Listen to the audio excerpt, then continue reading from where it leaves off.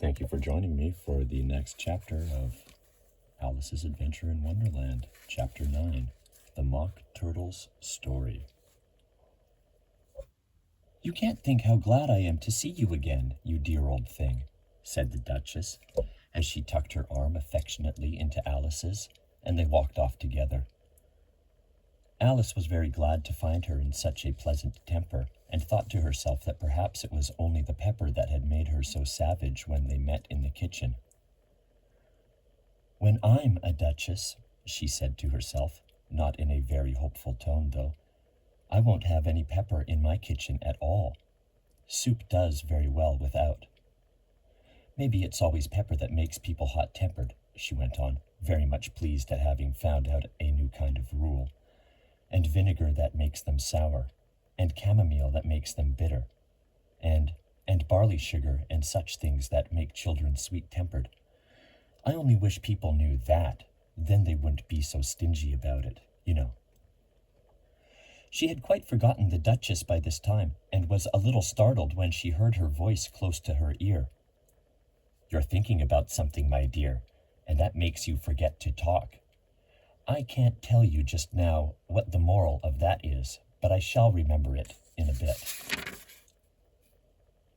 "Perhaps it hasn't one," Alice ventured to remark.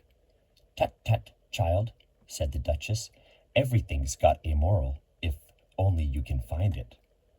And she squeezed herself up closer to Alice's side as she spoke. Alice did not much like keeping so close to her, first because the Duchess was very ugly, and secondly because she was exactly the right height to rest her chin upon Alice's shoulder, and it was an uncomfortably sharp chin. However, she did not like to be rude, so she bore it as well as she could. "The game's going on rather better now," she said, by way of keeping up the conversation a little. "'Tis so," said the Duchess, "and the moral of that is, oh, 'tis love that makes the world go round." "Somebody said," Alice whispered, "that it's done by everybody minding their own business." "Ah, well, it means much the same thing," said the Duchess, digging her sharp little chin into Alice's shoulder as she added, "and the moral of that is, take care of the scents, and the sounds will take care of themselves." "How fond she is of finding morals in things," Alice thought to herself. "I dare say you're wondering why I don't put my arm round your waist," the Duchess said after a pause. "The reason is that I'm doubtful about the temper of your flamingo. Shall I try the experiment?" "He might bite," Alice cautiously replied, not feeling at all anxious to have the experiment tried. "Very true," said the Duchess. "Flamingos and mustard both bite, and the moral of that is, birds of a feather flock together." "Only mustard isn't a bird," Alice remarked. "Right as usual," said the Duchess. "What a clear way you have of putting things." "It's a mineral, I think," said Alice. "Of course it is," said the Duchess, who seemed ready to agree to everything that Alice said. "There's a large mustard mine near here, and the moral of that is, the more there is of mine, the less there is of yours." "Oh, I know," exclaimed Alice, who had not attended to this last remark. "It's a vegetable. It doesn't look like one, but it is." "I quite agree with you," said the Duchess, "and the moral of that is, be what you would seem to be, or, if you'd like it put more simply, never imagine yourself not to be otherwise than what it might appear to others that what you were or might have been was not otherwise than what you had been what would have appeared to them to be otherwise." "I think I should understand that better," Alice said very politely, "if I had it written down, but I can't quite follow it as you say it." "That's nothing to what I could say if I chose," the Duchess replied in a pleased tone. "Pray don't trouble yourself to say it any longer than that," said Alice. "Oh, don't talk about trouble," said the Duchess. "I make you a present of everything I've said as yet. A cheap sort of present, thought Alice. I'm glad they don't give birthday presents like that. But she did not venture to say it out loud. Thinking again? The Duchess asked, with another dig of her sharp little chin. I've a right to think, said Alice sharply, for she was beginning to feel a little worried. Just about as much right, said the Duchess, as pigs have to fly. But here, to Alice's great surprise, the Duchess's voice died away, even in the middle of her favorite word, moral, and the arm that was linked into hers began to tremble. Alice looked up, and there stood the Queen in front of them, with her arms folded, frowning like a thunderstorm. A fine day, Your Majesty, the Duchess began in a low, weak voice. Now, I give you fair warning, shouted the Queen, stamping on the ground as she spoke. Either you or your head must be off, and that in about half no time. Take your choice. The Duchess took her choice and was gone in a moment. Let's go on with the game, the Queen said to Alice, and Alice was too much frightened to say a word, but slowly followed her back to the croquet ground. The other guests had taken advantage of the Queen's absence and were resting in the shade. However, the moment they saw her, they hurried back to the game, the Queen merely remarking that a moment's delay would cost them their lives. All the time they were playing, the Queen never left off quarreling with the other players and shouting, "Off with his head," or "Off with her head." Those whom she sentenced were taken into custody by the soldiers, who, of course, had to leave off being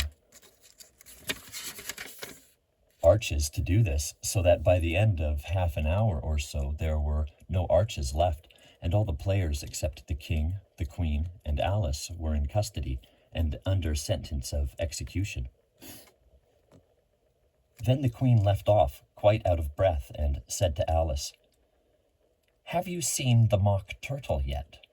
"No," said Alice. "I don't even know what a mock turtle is." "It's the thing mock turtle soup is made from," said the Queen. "I never saw one or heard of one," said Alice. "Come on then," said the Queen, "and he shall tell you his history."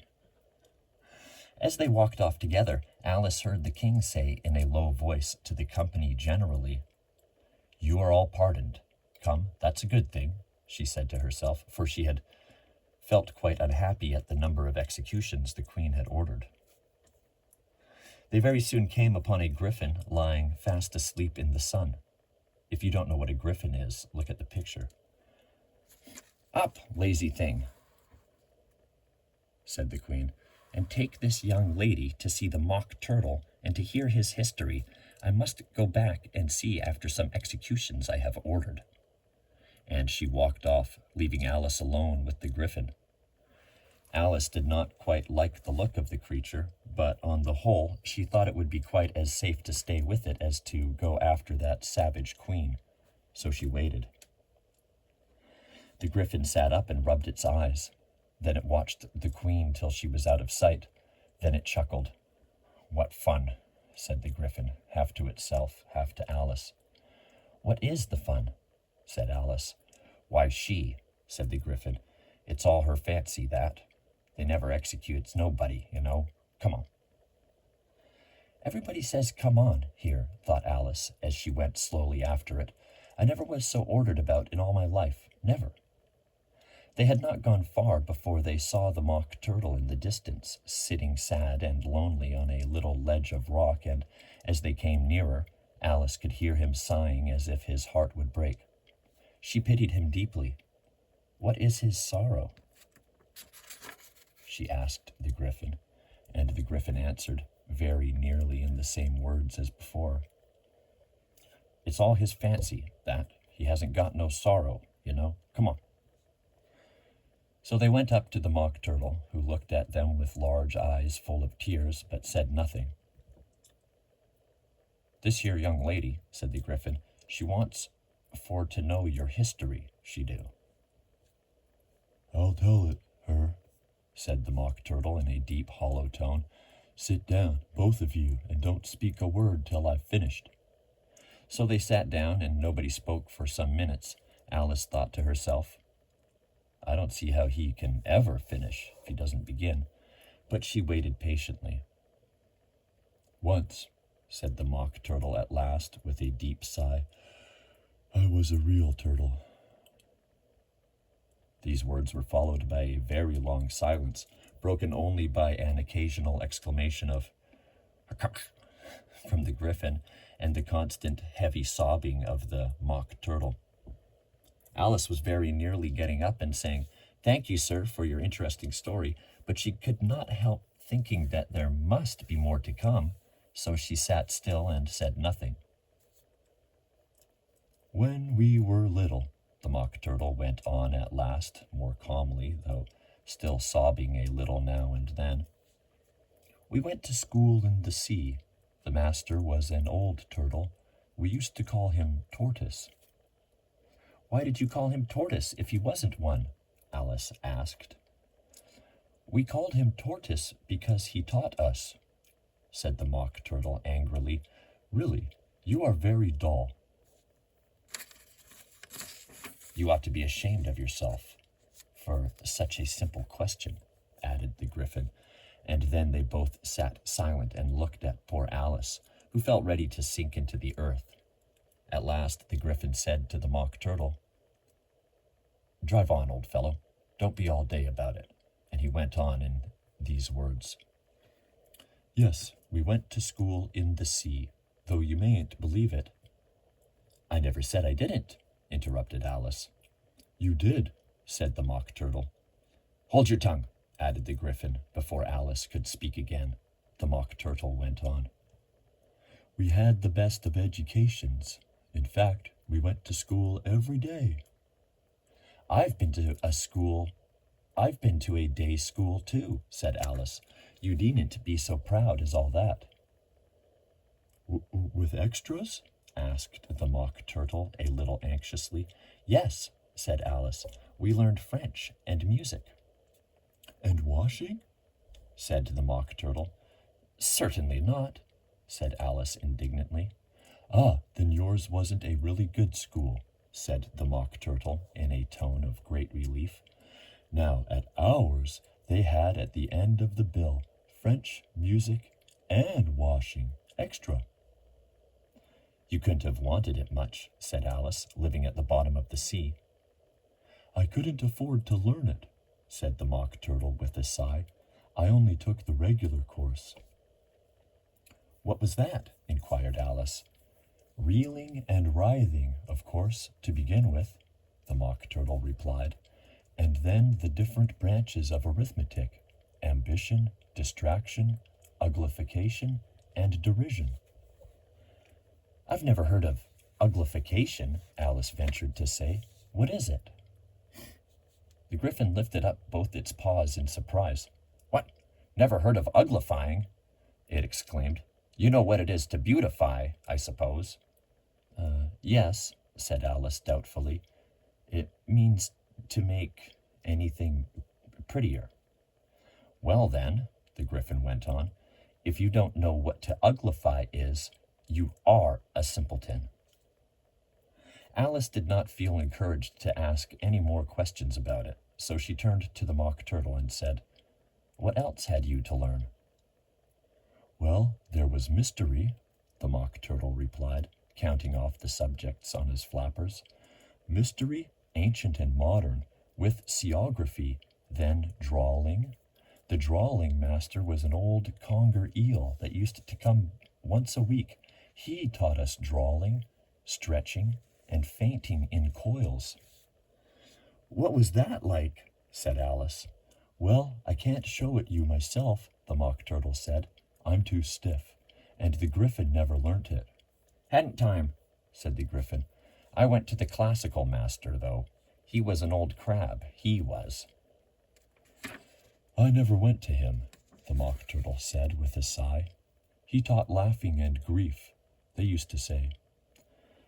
So he did, said the Griffin, sighing in his turn, and both creatures hid their faces in their paws. And how many hours a day did you do lessons? Said Alice, in a hurry to change the subject.